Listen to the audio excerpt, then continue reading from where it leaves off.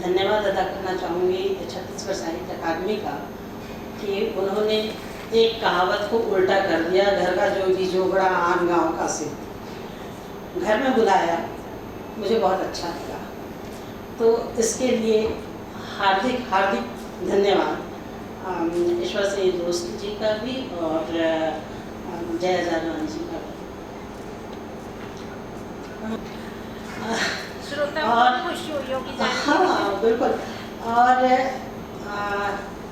मैं लगातार ही सोच रही थी कि इतना विस्तृत विषय है और इसको संभाला कैसे जाएगा, तो मैं बार बार कह रही थी कि यार मैं बिखरने वाली हूँ आज मैं बिल्कुल कॉम्पैक्ट नहीं रहूँगी। तो फिर अपने आप को थोड़ा सा समझा भी देती, साथ में आप लोगों को भी समझा देती हूँ, डगमगाना भी ज़रूरी है समझने के लिए।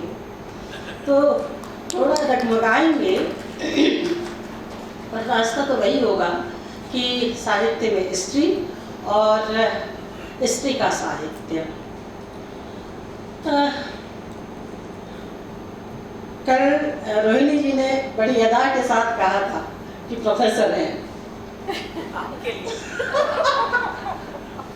तो प्रोफेसर होना, शिक्षक होना मैं दुनिया की सबसे बड़ी जिम्मेदारी मानती हूँ। माँ बाप होने से भी बड़ी जिम्मेदारी शिक्षक होना है, क्योंकि वो जनरेशन्स तय करते हैं किस तरह से किस वैचारिकता के साथ कौन से मूल्य विद्यार्थियों को दिए जाएं, जिसकी वजह से केवल एक परिवार नहीं, सिर्फ एक इकाई नहीं, बल्कि पूरा का पूरा देश और विश्व समाज किस तरह से निर्मित होगा।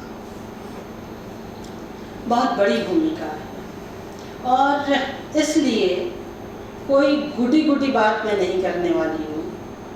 तकलीफ होती है तो हो, साहित्य और चिंतन और वैचारिकता यदि आपके भीतर केवल आनंद की सृष्टि कर रहा है तो वो साहित्य नहीं है, वो कुछ और होगा, फिर जाइए कहीं और। लेकिन यदि वो लिखना मेरे लिए एक पॉलिटिक्स है, बड़ी पॉलिटिक्स है, मेरा कहीं उपस्थित होकर कोई बात कहना पॉलिटिक्स है, मैं कहना ही पॉलिटिक्स है, अपनी उपस्थिति दर्ज करना बहुत बड़ी बात है। तो वो अपनी उपस्थिति जब कोई अनसुनी आवाज़ कहीं दर्ज कर रही है, तो वो अनसुनी आवाज़ कैसी होगी, कहाँ से होगी, क्यों होगी, क्या ज़रूरतें थी, कैसी ज़रूरतें थी कि वो अपनी आवाज़ों को दर्ज करना चाहती है, वो अपने होने को बताना चाहती है। तमाम हाशिए में रहने वाले लोग ऐसा क्या महसूस कर रहे हैं कि उस मुख्य धारा में उनकी आवाज़ नहीं है जिसको वो सुनाना चाहते हैं, जिसको वो जनाना चाहते हैं। तो मुझे ऐसा लगता है कि जब मैं भारतीय संदर्भ में बात कर रही हूँ तो मेरे सामने जो सबसे पहला और एक बात और मैं ये देख रही हूँ कि यहाँ कॉलेजिएट बच्चे भी काफ़ी हैं, तो मेरा ज़्यादातर संबोधन आप लोगों के लिए है। तो जब मैं इस भूमिका से बात कर रही हूँ और भारतीय संदर्भ में बात कर रही हूँ, तो मुझे ये लगता है कि हमें ये देखना चाहिए, जिस बात को लेकर के महादेवी वर्मा की श्रृंखला की कड़ियाँ को पर चर्चा करते हुए मैनेजर पांडे साहब कहते हैं कि हम बार बार जा कर के विदेशों के विद्वानों को उठा कर के ले आते हैं, उनको ही कोट करते हैं, लेकिन यहाँ पर जो बातें कही जा चुकी हैं उनको जाने क्यों कोट करना भूल जाते हैं। और इस तरह से वो श्रृंखला की कड़ियाँ में जो निबंध संकलित हैं और जिस वैचारिक तेज के साथ, जिस अस्मिता बोध के साथ, जिस सांस्कृतिक बोध के साथ महादेव वर्मा बात करती हैं, उसको वो रेखांकित करते हैं। तो मुझे जो सबसे पहला टेक्स्ट केवल भारत में नहीं, वैश्विक परिदृश्य में स्त्रियों के द्वारा लिखा हुआ पहला टेक्स्ट, कोई काल्पनिक जगत की बात मैं नहीं कर रही कि कहानी रच दी गई है, गाथाएं रच दी गई हैं, मैं थेरी गाथा की बात कर रही हूँ, जिस बुद्ध पर इतना आरोप लगता है कि उन्होंने अपने संघ में दीक्षा नहीं दी। भाई वो भी तो एक आदमी ही था, प्रोसेस करना पड़ता है, प्रोसेस करते करते ही हम कहीं गुजरते हैं। और एक और उनके संदर्भ में घटना आती है कि कोई एक स्त्री नदी के किनारे थी, नदी के किनारे पड़ी हुई थी, उसको दूसरे किनारे जाना था, उन्होंने उसको उठाया गोदी में और उधर पहुंचा दिया। उनका जो शिष्य था वो पूरे दिन इस बात से परेशान कि इन्होंने स्त्री को छू लिया, इन्होंने स्त्री को छू लिया। जब उसने पूछा तो उन्होंने कहा कि मैंने तो उस स्त्री को वहीं छोड़ दिया, तुम अब तक ढो गए।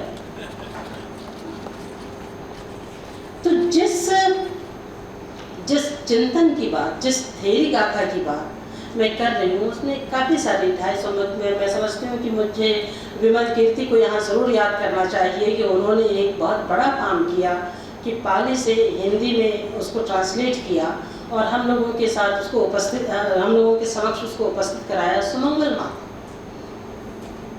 सुमंगल माता बहुत तेज स्वर में पितृसत्ता, ब्राह्मणवाद और एक और पद मैंने अभी अभी नया जोड़ना शुरू किया है, कठपौरोहित्यवाद। ये सारे के सारे की जिस तरह से सुमंगल माता धज्जियां उड़ाती हैं, वो कमाल करती हैं। कहती हैं कि स्नान शुद्धि से ही यदि पाप मुक्ति हो जाती तो नदी तालाब में पड़े सरीसृप और भी जितने जलचर हैं वो सारे के सारे कब के पाप मुक्त हो चुके होते। ये तो अब जो शब्द मैं कहने जा रही हूँ ये मेरा नहीं है, मैं केवल कोट कर रही हूँ। वो कहती हैं कि ये तो ब्राह्मणों का मूर्खों के प्रति उपदेश है। मतलब इस तरह से ये बातें हम आज भी सार्वजनिक मंच पर करने जाएं तो हम पर तो अटैक हो ही सकते हैं। पर मैं ये 2500 साल पहले की बात बता रही हूँ कि किस अंदाज में पुन्ना थेरी कहती है कि मैं मुक्त हुई उन गंदे बर्तन भांडों से जिसके बीच में मैली कुचैली बैठी रहती थी और मेरा पति मुझे उन औजार छाता बनाने के उन औजारों से भी तुच्छ समझता था जिससे वो छातों को बनाता था। अपने होने की अभिव्यक्ति, मेरा होना। अब इसके बाद हम देखते हैं कि एक लंबा सा गैप दिखाई देता है। उस गैप में क्या हुआ है अभी पता नहीं। एक सिद्ध आती हैं हिंदी साहित्य में और उसके बाद हम भक्ति काल को देखते हैं, रीति काल को देखते हैं। भक्ति काल को लेकर के मीरा भाई पर कल बहुत सारी बातचीत हो चुकी है, इसलिए मैं उसको जोड़ती हूँ। और फिर इसके बाद मैं आती हूँ आधुनिक काल पर। आधुनिक काल में मैं सन 1842 से लेकर के 1950 का ये लगभग जो 100 वर्ष का समय है, मेरे हिसाब से बहुत क्रांतिकारी समय है। सभी के लिए होगा। जिस समय ज्योतिबा फुले दंपत्ति स्त्रियों के लिए, लड़कियों के लिए स्कूल चलाते हैं और उसके लिए आप सब अब जानते हैं, और फुले दंपत्ति अब ऐसे अननोन नहीं रह गए हैं। किस तरह की प्रताड़नाएं वो दंपत्ति झेलता है, किस तरह से सावित्रीबाई फुले अपने थैले में एक साड़ी लेके जाती हैं, हम आज हिम्मत नहीं कर सकते और काम करती हैं। और बिल्कुल लगभग बहुत ही छोटा सा वक्फा, शायद 116 दिनों का वक्फा है, ज्योतिबा फुले की डेथ होती है और डॉक्टर अंबेडकर का जन्म होता है। इन दोनों ने जो काम किया केवल स्त्रियों के लिए ही नहीं, हाशिए में रहने वाले हर उस व्यक्ति के लिए, केवल दलितों के लिए नहीं।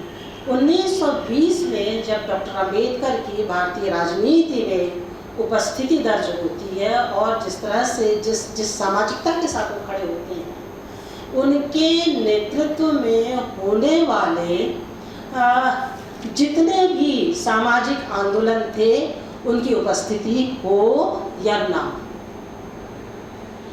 इन सारी जगहों पर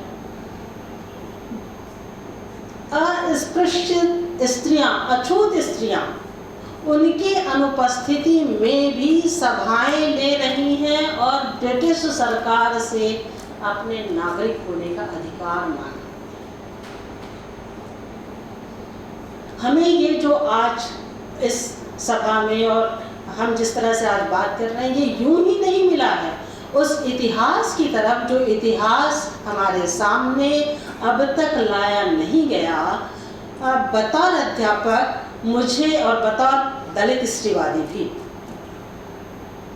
मुझे इस बात की बार बार ज़रूरत महसूस होती है कि मुझे उस इतिहास को यहाँ रेखांकित करना चाहिए कि किस तरह से उन अस्पृश्य औरतों ने शारदा बिल ब्रिटिश सरकार से लगाने की मांग की। उन्होंने ये मांग की सन 1920 से लेकर के 1945 तक का जो विदर्भ का दलित आंदोलन है, उस दलित आंदोलन ने केवल दलित स्त्रियों को नहीं, भारत देश की हर एक स्त्री को अधिकार दिलाया है। हर एक उपेक्षित आवाज को आवाज दी है। उन्होंने, आप लोगों को सुन करके आश्चर्य होगा कि इन स्त्रियों ने जिनका जब 1900 जब महाड़ का सत्याग्रह होता है और 25 दिसंबर को मनुस्मृति दहन किया जाता है, उस वक्त डॉक्टर अंबेडकर ने अपनी उन महिलाओं को संबोधित करते हुए ये कहा था कि मतलब जो जितना वो समझ सकती थी, तब उन्होंने ये कहा था कि आप लोग ये ऐसे मैले कुचैले रहना बंद कर दो, क्योंकि शास्त्रीय तौर पर तो साफ सुथरा रहने का भी अधिकार नहीं था इन स्त्रियों के पास, अच्छे कपड़े पहनने का अधिकार नहीं था इन स्त्रियों के पास। जो ये हम चमकते दमकते आज दिखाई दे रहे हैं, सैल्यूट टू दैट लेडीज, कि वो उनकी वजह से, उनके कामों की वजह से हम यहाँ आज इसको अवेल कर रहे हैं, इसको एंजॉय कर रहे हैं। तो उन स्त्रियों ने मांग की बार बार, हर छोटे गांवों में सभाएं हो रही थी और उन सभाओं में वो स्त्रियां ये मांग कर रही थी कि हमें स्कूल चाहिए। और ये ब्रिटिश पीरियड था और आप लोग चाहे, मतलब मैं तो अंग्रेज़ों को भी बहुत सैल्यूट करती हूँ कि उनकी वजह से भैया हम सब यहाँ तक पहुँच पाए, माने या ना माने। लेकिन यदि सती प्रथा विरोधी कानून बना, अंग्रेज़ों की वजह से बना। शायद प्रियंका ने कल कहा था या किसी ने कहा था कि उसके लिए फिर कुछ बाद में विरोध भी होता है और ब्राह्मणों के नेतृत्व में विरोध होता है। हिंदू कोड बिल, स्वामी करपात्री जी महाराज जिस तरह से हिंदू कोड बिल का विरोध करते हैं, तो ये सारे के सारे जो अधिकार हमें नागरिक होने के अधिकार जो मिले हैं, तो वो स्त्रियां उस समय स्कूल की मांग करती हैं। केवल स्कूल की मांग नहीं करती, वो दोनों तरह के स्कूल की मांग करती हैं कि अस्पृश्य लड़कियों के लिए भी हो और स्पृश्य लड़कों के लिए भी। आप क्या कहते हैं कि जो पीड़ा वो झेल रही थी, उसके बावजूद जो विस्तार था उनकी मानवता का, उस मानवता के विस्तार को देखिए कि किस तरह से एक विस्तृत मनुष्य की भूमिका, मानवता की स्थिति को वो समझ रही थी। उसके बाद वो आपस में तय करती हैं कि जिन लड़कियों को पढ़ाया जा रहा है उन लड़कियों की हम शादी नहीं करेंगे। मैं ये 1945 के पहले की बात कर रही हूँ। वो ये कहती हैं कि लड़कियों को पढ़ने जाने पर लोग उन पर अटैक करेंगे, तो उनके लिए छोटी छोटी कटारें और लड़कों के लिए छोटा सा त्रिशूल जैसा कि वो अपने कमर में खींच लें, अपने जूड़े में खींच लें और फिर उसके बाद स्कूल जाएं ताकि वो आत्मरक्षा कर सकें। ये सारा का सारा ये जो हम जिस CL का casual leave, maternity leave, medical अवकाश, पेंशन, ये सारा का सारा सन 1942 में 20 जुलाई 1942 में एक बड़ी सभा नागपुर में होती है और इस तरह के प्रस्ताव वहाँ पारित किए जाते हैं और ब्रिटिश गवर्नमेंट से ये मांग की जाती है कि हमें इन सारे अधिकारों से लैस किया जाए। अब इसके बाद, इस इतिहास को जानने के बाद जब मैं साहित्य की तरफ नज़र डालती हूँ तो दो तरह से स्त्रियाँ मतलब आरंभिक तौर पर यदि भाग्यवती की बात करें तो भाग्यवती एकदम सुपर वुमन, वो सामान्य स्त्री नहीं है। जिस तरह से वो रचते हैं उसमें स्त्री को, तो वो सारा का सारा गुड कैरेक्टर, उसमें ज़रा सी भी कोई खामी नहीं होती है। बिल्कुल आज का बॉलीवुडियन रजनीकांत या सलमान खान तैयार होता है कि वो सारी की सारी प्रॉब्लम सॉल्व कर किसी भी तरह से है। तो कुछ बहुत आदर्श सारे के सारे उसमें रोक दिए गए। हम और आगे बढ़ते हैं, शायद प्रिया ने नाम लिया सभी लेखकों का, चाहे वो प्रेमचंद के यहाँ हो, चाहे भीष्म साहनी तक दिया। तो भीष्म साहनी को जब मैं देख रही थी तो मुझे लगा कि भीष्म साहनी ने जिस प्रगतिशीलता के साथ काम किया, तो अपने चरमावस्था में उन्होंने क्या किया, उन्होंने स्त्री कैरेक्टर्स किस तरह से रचे या उन्होंने अपने उपन्यास की थीम किस तरह से तैयार की। तो मुझे वो मैयादास की माड़ी उपन्यास नज़र आता है, जो सबसे आखिर का उपन्यास है। और उसमें नेचुरली वो एक ऐसा स्त्री पात्र रचते हैं जो शिक्षा भी दे रहा है, लेकिन आर्य समाजी दायरे के भीतर देखते हैं। और जैसे ही आप किसी दायरे के भीतर होते हैं, आप मनुष्य उसमें निर्मित नहीं कर पाते, नागरिक उसमें निर्मित नहीं कर पाते हैं। वो अपनी तमाम उस पात्र के साथ की जाने वाली तमाम प्रगतिशीलता के बाद भी उस पात्र से लगभग आत्महत्या जैसा करवा देते हैं, जबकि उस पात्र को सामाजिक भूमिका लेना चाहिए था। हम रचनाएं रच रहे हैं, उसके पीछे कारण है। इसी तरह से मुझे मृदुला गर्ग बार बार याद आती हैं, और कहाँ है मृदुला गर्ग का एक उपन्यास अनित्य और एक उपन्यास चितकोबरा।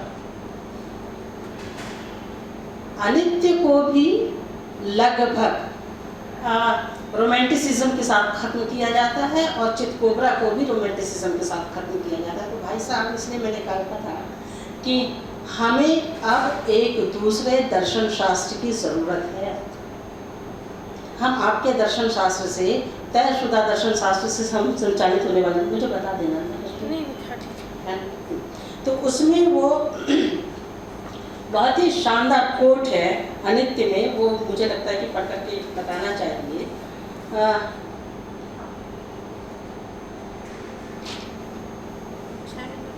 हाँ, उसमें चितकोबरा में आप देखिए कि मृदुला गर्ग किस वैचारिक भावभूमि पर जाकर के कमेंट कर रही हैं। उनका पात्र है, वो विदेशी है जो भारत में आकर के कोई अध्ययन कर रहा है। रिचर्ड कहता है नहीं नहीं, मुझे उससे बहुत डर लगता है। अनुभव की बात है, जब भी मैं दुनिया के किसी पहले आविष्कार का नाम लेता हूँ तो मुझे बतलाया जाता है गलत है, यह हिंदुस्तान में बहुत पहले से मौजूद है। यूरोप का पहला कम्युनिस्ट कहने में कोई खतरा नहीं।